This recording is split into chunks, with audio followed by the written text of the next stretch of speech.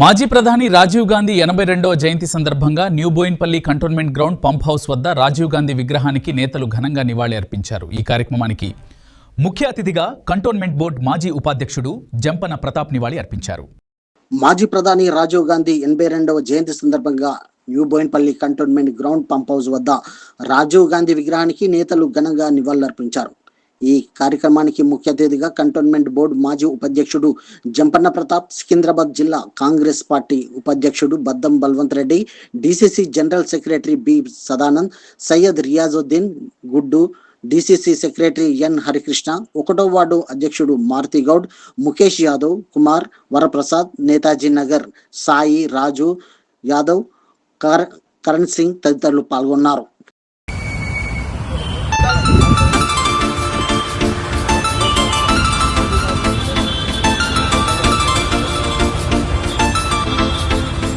Secunderabad west మారేట్పల్లిలోని camp కార్యాలయంలో నిర్వహించిన విలేకరుల సమావేశంలో Sanath Nagar MLA deputy floor leader Talasani Srinivas Yadav ముఖ్యమంత్రి రేవంత్ రెడ్డిపై తీవ్రస్థాయిలో మండిపడ్డారు.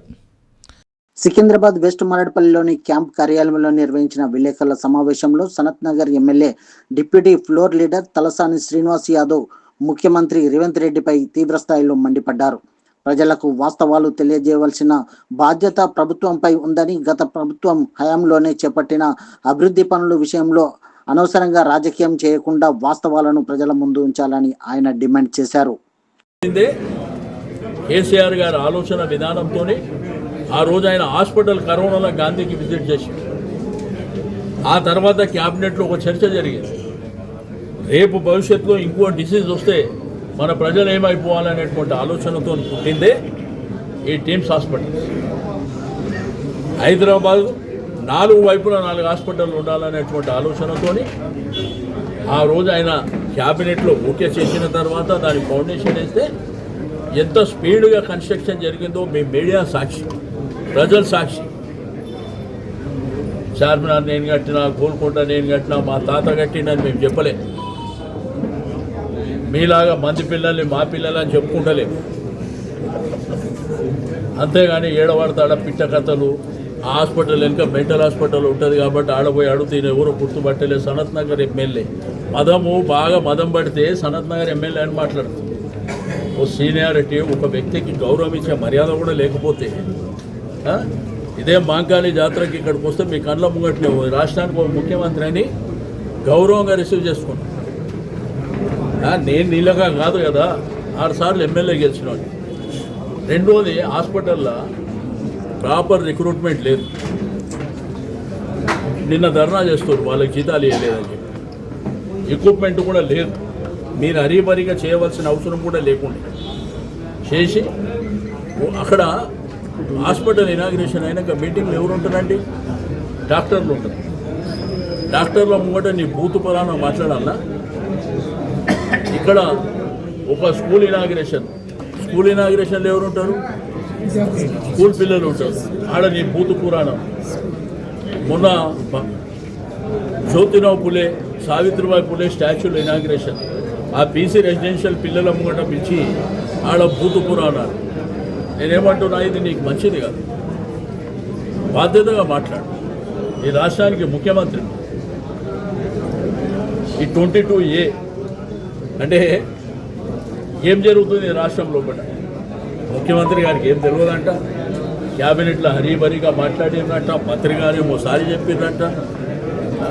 అంటే మీ దోపిడీ వ్యవస్థ 7-8 నెలల నుంచి 22Aలో ఉన్నటువంటి వాళ్ళని ఆ ప్రియారిటీ లిస్టు తీసి వాళ్ళని పిలిపించి 30%, 40% బెదిరించి వసూలు చేస్తుంది.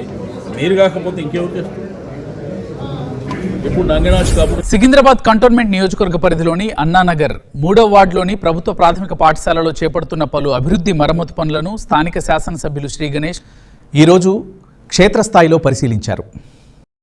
సికింద్రాబాద్ కంటోన్మెంట్ నియోజకవర్గ పరిధిలోని అన్నానగర్ 3వ వార్డులోని ప్రభుత్వ ప్రాథమిక పాఠశాలలో చేపడుతున్న పలు అభివృద్ధి మరమ్మతు పనులను స్థానిక శాసనసభ్యుడు శ్రీ గణేష్ ఈరోజు క్షేత్రస్థాయిలో పరిశీలించారు. పాఠశాలలోని భవనాల పైకప్పుల లీకేజీ సమస్య నివారించడం, అవసరమైన సివిల్ మరమ్మతులు చేపట్టడం, విద్యార్థులకు సురక్షితమైన గదులను అందుబాటులోనికి తేవడమే లక్ష్యంగా ఈ పనులను ప్రారంభించారు. కార్పొరేట్ సామాజిక బాధ్యత CSRలో భాగంగా మహావీర్ ఇంటర్నేషనల్ ఉడాన్ స్వచ్ఛంద సంస్థ ఈ మరమ్మతుల పనులను బాధ్యతగా స్వీకరించడం అభినందనీయమని ఎమ్మెల్యే తెలిపారు. మనందరి బాధ్యత ఎడ్యుకేషన్, పిల్లల గురించి మనం అందరం బాధ్యత తీసుకోవాలి.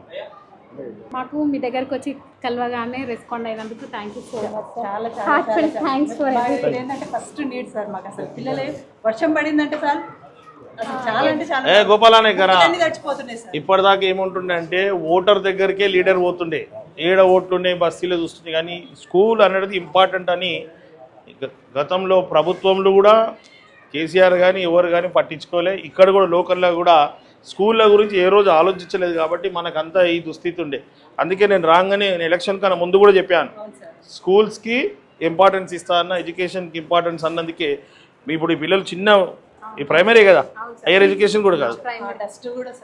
ఫస్ట్ ఎవరున్నా ఏం పని చేస్తారు, ఓటు హక్కు ఉందా, ఓటు హక్కు ఉన్న వారికే పని చేయాలి, ఆ ఓటు వస్తా అంత ఓటు అంటే ఎడ్యుకేషన్ ఎటుపోతుంది మరి మెయిన్ అని అప్పుడు ఎవరు ఆలోచించలే ఓటు గురించి. అది ఓటే ముఖ్యం కాదు, ఇక్కడ పిల్లల భవిష్యత్తు ఈ స్కూల్ నుంచే స్టార్ట్ అవుతుంది. కాబట్టి ఇది మెయిన్ ఇంపార్టెంట్ అని భావించి నేను ఫస్ట్ శ్రద్ధ ప్రతి ఒక్కరి దగ్గర CSR దగ్గరకు వెళ్ళి తీసుకొచ్చిన.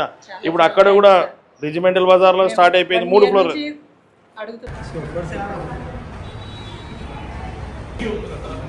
CSR ఫండ్స్ ద్వారా రేకులు మన మొత్తం మరమ్మతులు చేస్తున్న స్కూల్కి, బాలజ్యోతి స్కూలు, ప్రైమరీ స్కూల్లో అక్కడ మన సికింద్రాబాద్ రెజిమెంటల్ బజార్లో కూడా నంబర్ 1 స్కూల్లో కూడా 3 స్లాబ్లు కంప్లీట్ చేసి ₹1 కోటి రూపాయలతో అక్కడ స్కూల్కి సపోర్ట్ చేసినందుకు. ఇక్కడ కూడా ఈ స్కూలు వర్షాకాలం వస్తే మొత్తం నీళ్ళంతా కూర్చుని పిల్లలకి ఇబ్బంది ఉందంటే అన్ని బాధ్యతలు తీసుకొని జైన్ కమ్యూనిటీ వాళ్ళకి ప్రత్యేక ధన్యవాదాలు. అందులో లోకేష్ గారు ప్రధాన పాత్ర. వాళ్ళంతా కమ్యూనిటీ వాళ్ళతో మాట్లాడి ఇక్కడ ఏ స్కూల్కి ఏం కావాలన్నా కూడా పైసలు ఇస్తుందంటే వీళ్ళకి ఎడ్యుకేషన్ మీద ఒక హాస్పిటల్ కూడా support. Hyderabad Jubilee Hills KBR park one way traffic సాఫీగా సాగేందుకు సామాన్యుడిలా బైక్పై వచ్చి KBR వన్ వే ట్రాఫిక్ను పరిశీలించిన నగర సిపి సజ్జనర్.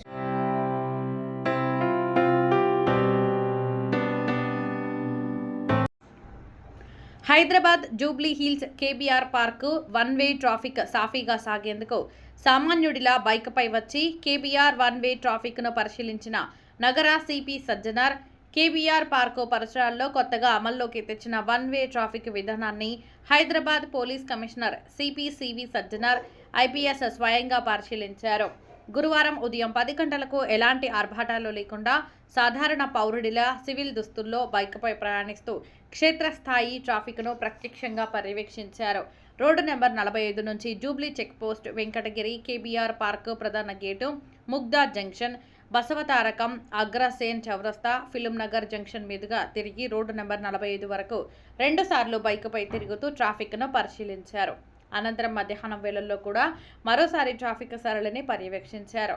అగ్రసేన్ చౌరస్తా, film Nagar, journalist colony, Jubilee checkpost, KBR park ప్రధాన గేటు తదితర కూడళ్ల వద్ద విధుల్లో ఉన్న పోలీసులతో మాట్లాడి క్షేత్రస్థాయి పరిస్థితులను అడిగి తెలుసుకున్నారు. ఈ సందర్భంగా సిపి సజ్జనార్ IPS మాట్లాడుతూ KBR పార్క్ చుట్టూ వన్ వే ట్రాఫిక్ సాఫీగా సాగుతుందని అన్నారు. బుధవారం నుంచి వన్ వే విధానాన్ని అమల్లోకి తెచ్చామని, మొదటి రోజు లేన్ల మార్పిడి విషయంలో వాహనదారులు కాస్త అయోమయానికి గురైనప్పటికీ గురువారం నాటికి రాకపోకలు పూర్తిగా సాఫీగా సాగుతున్నాయని ఆయన పేర్కొన్నారు. వాహనదారులకు ఎలాంటి అసౌకర్యం కలగకుండా అన్ని జంక్షన్లలో స్పష్టమైన సైన్ బోర్డులు ఏర్పాటు చేయడంతో పాటు తగినంత మంది సిబ్బందిని కూడా మోహరించినట్లు వివరించారు.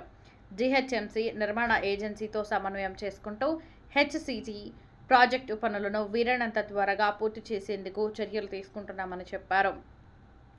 పనులు పూర్తయ్యేంత వరకు నగరవాసులు సహకరించాలని, హైదరాబాద్ ట్రాఫిక్ పోలీసు సూచనలను పాటించాలని విజ్ఞప్తి చేశారు.